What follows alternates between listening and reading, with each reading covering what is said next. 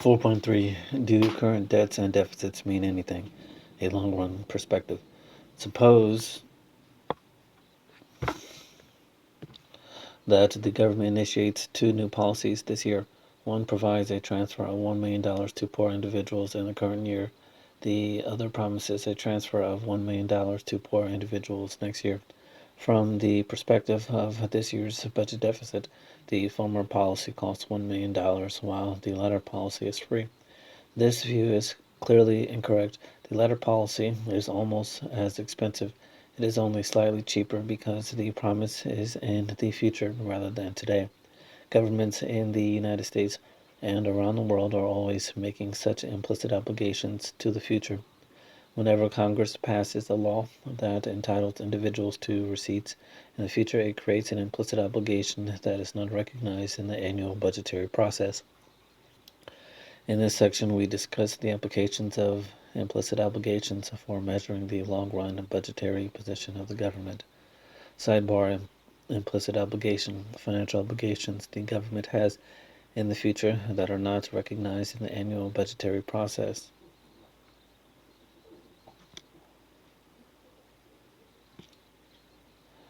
Back to the text. Background: present discounted value. To understand implicit obligations, it is important to review the concept of present discounted value. Suppose that I asked to borrow $1,000 from you this year and promise to pay you back $1,000 next year. You should refuse this deal because the $1,000 you will give back next year is worth less than the $1,000 you are giving up this year.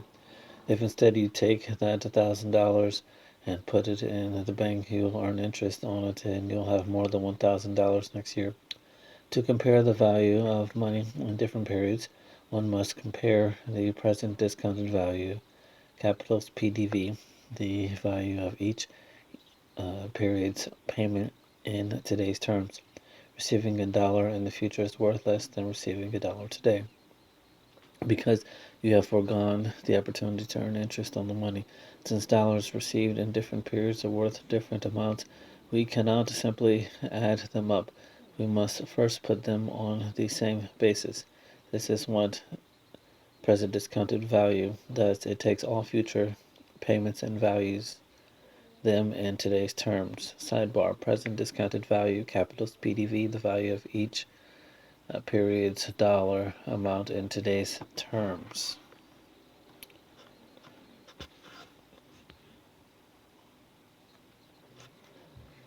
To compute the present value of any stream of payments, we discount payments in a future period by the interest rate that could be earned between the present and the future period. So if you can invest your money at 10%, then a dollar received 7 years from now is only worth 51.3 cents today, since you can invest that $51.3 at 10% today and have $1 in 7 years. A dollar received 1 year from now is only worth 91 cents today, because you can invest 91 cents at 10% today and have $1 1 year from now. Mathematically, if the interest rate is R and the payment in each future period are big F sub 1, big F sub 2, and so on, then the present discounted value is computed as capitals PDV equals big F sub 1 over open 1 plus R close plus big F sub 2 over open 1 plus R close to the power 2 plus big F sub 3 over open 1 plus R close to the power 3 plus ellipsis. A convenient mathematical shorthand to remember is that if payments are a constant amount for a very long time into the future, for example, 50 years or more, then the present discounted value equals big F over R, where big F is the constant payment and R is the interest rate.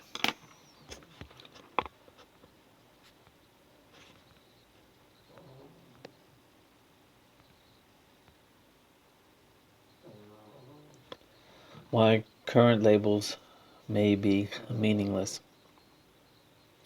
Policy debates have traditionally focused on the extent to which this year's governmental spending exceeds this year's governmental revenues.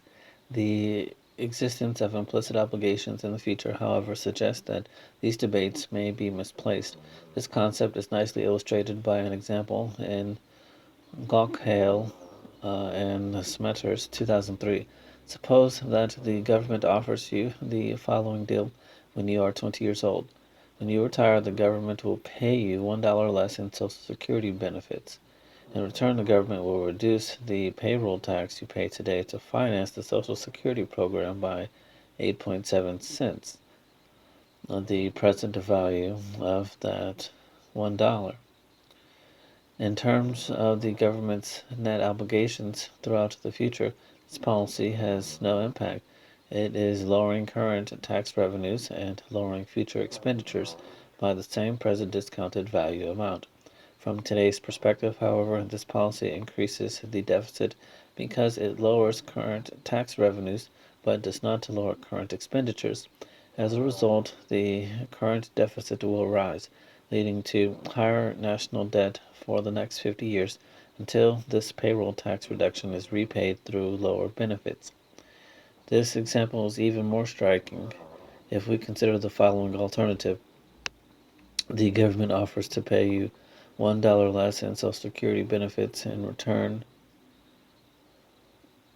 for which the government will reduce your payroll tax today by only half of the present value of that $1.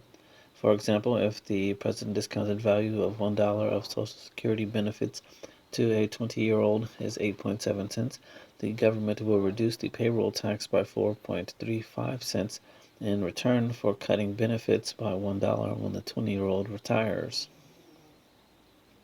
Such a deal would clearly be a net winner for the government in present discounted value terms. The government is reducing current taxes by less than it is reducing future expenditures. Yet, from today's perspective, it is still cutting current taxes and not reducing current expenditures, so the deficit and the debt are rising. Just as in the case of capital budgeting, such a problem can lead to biased government policy making that favors policies that look good in terms of current budgets, even if they have bad long-term consequences for the fiscal position of the government.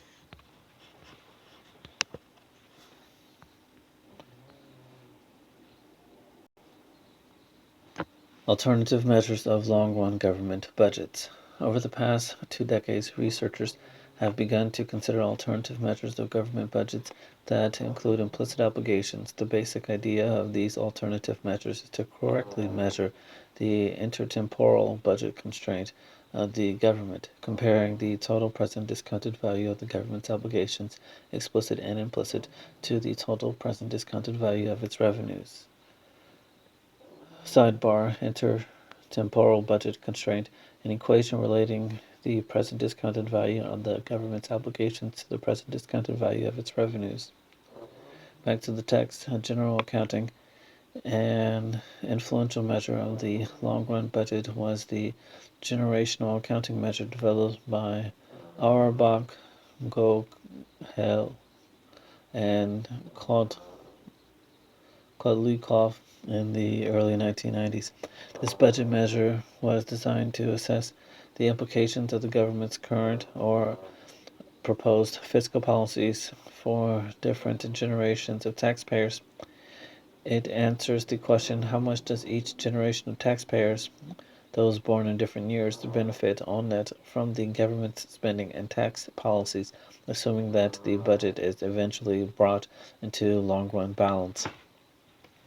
This is done by first estimating the government's intertemporal budget constraint, present discounted value of remaining tax payments of existing generations, plus the present discounted value of tax payments of future generations equals the present discounted value of all future government consumption plus current government debt.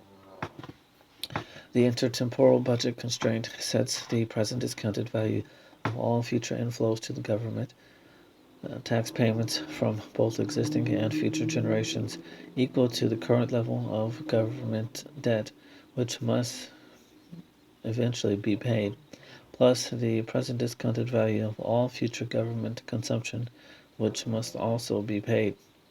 These researchers then ask what pattern of taxes is required over the future to meet this budget constraint.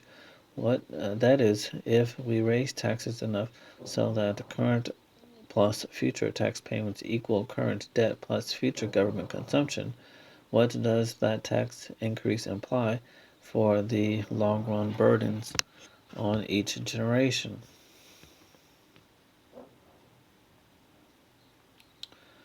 To assign the burdens to different generations, they assume that taxes are raised on each generation in proportion to the growth in productivity across generations. Sidebar, see Table 4, the consumption of U.S. generational accounts. Age in 1998, male or female.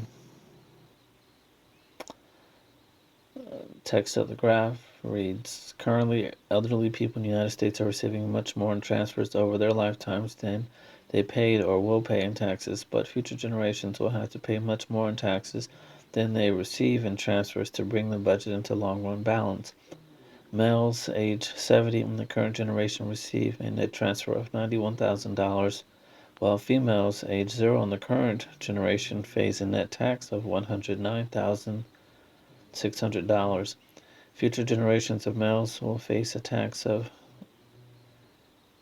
$361,800, implying that the generational balance, the percentage rise in taxes on future generations relative to current generations, is 41.7%. Back to the text. The result shown in Table 4-1 are striking. Although, as we discuss next, they understate the net obligations on current and future generations from very recent policy initiatives. The table shows the net tax payment that must be made by males and females of each age in 1998 in order to satisfy the intertemporal budget constraint. Males age 60 and beyond have a negative net tax. They are benefiting on net from government policy. For example, a 70-year-old male over his lifetime is projected to receive a present discounted value of $91,000 more in government benefits than he pays in taxes. On the other hand, for males below 60, the net tax payment figure is positive, indicating that the taxes required to balance the intertemporal budget constraint will exceed the value of the benefits they will receive.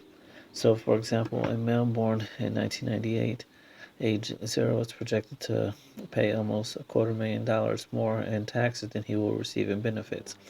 Interestingly, at all ages, the net tax payments are smaller for women relative to men. Women pay fewer taxes and receive more benefits. For example, at age 40, while men pay a net tax of over $241,000 over their lives, women pay a net tax of only $38,000. This gap between men and women arises for two reasons. First, women tend to earn less over their lifetimes than men, at least traditionally, so they pay fewer taxes since tax payments rise with earnings.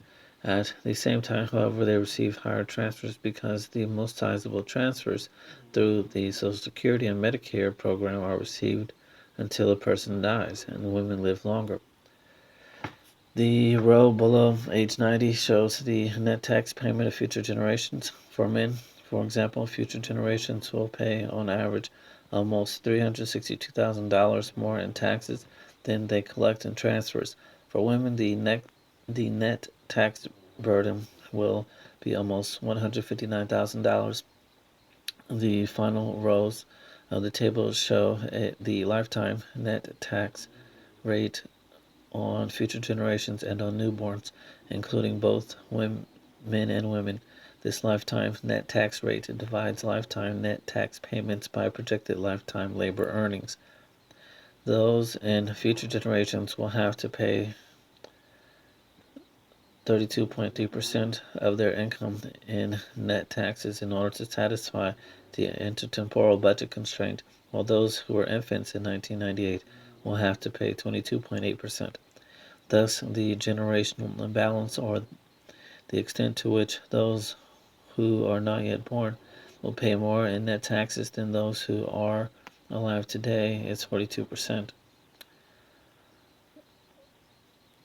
32.3 minus 22.8 over 22.8.